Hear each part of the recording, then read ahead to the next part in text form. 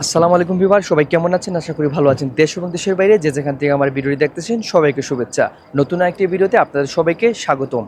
আজকের ভিডিওর বিষয় হচ্ছে সংযুক্ত আরব আমিরাতের ভিসা নিয়ে।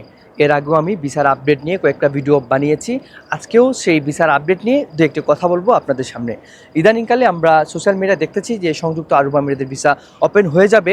কেউ কি বলছে যে এপ্রিল মাসের 10 তারিখ থেকে ভিসা ওপেন হয়ে যেতে পারে বা ভিসা ওপেন হয়ে যাবে। অনেকে আবার বলছে যে এই মাসের মধ্যেই ভিসা ওপেন হয়ে যাবে। তবে এখন পর্যন্ত আমার জানা মতে বা এখন পর্যন্ত কোনো ধরনের ভিসা ওপেন হয়নি। তবে সংযুক্ত আরব আমিরাতের ভিতরে যারা আছেন, অর্থাৎ যারা আপনার সংযুক্ত আরব আমিরাতে অবস্থান করছেন বর্তমান সময়ে, তাদের জন্য ট্রান্সফার ভিসা করার সুযোগ রয়েছে। আপনারা যারা ক্যান্সেল ভিসায় আছেন, আপনারা ট্রান্সফার ভিসা করতে পারবেন। ট্রান্সফার ভিসা নিয়ে অনেকের প্রশ্ন রয়েছে যে লেবার ক্যাটাগরির ভিসা ওপেন হয়েছে কিনা।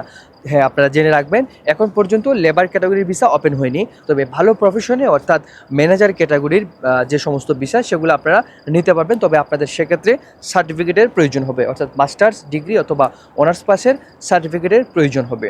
এখন অনেকের আরেকটা প্রশ্ন রয়েছে যে আপনারা অলরেডি ভিসা লাগিয়ে ফেলেছেন, অর্থাৎ ভালো প্রফেশনে আপনারা ভিসা লাগিয়েছেন।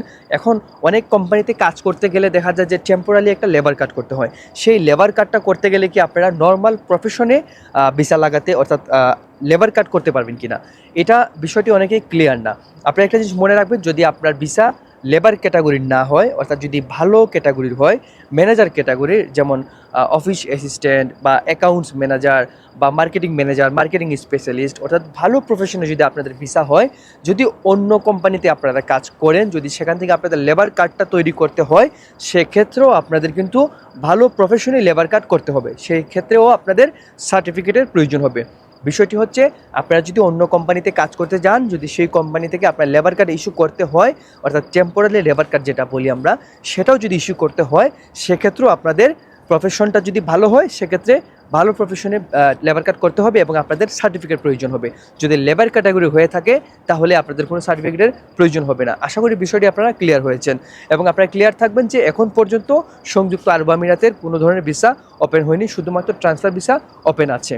এবং অনেকে বলতেছে যে ফ্যামিলি ভিসা চালু হয়েছে, অর্থাৎ আউটসাইড কান্ট্রি থেকে ভিসা চালু হয়েছে।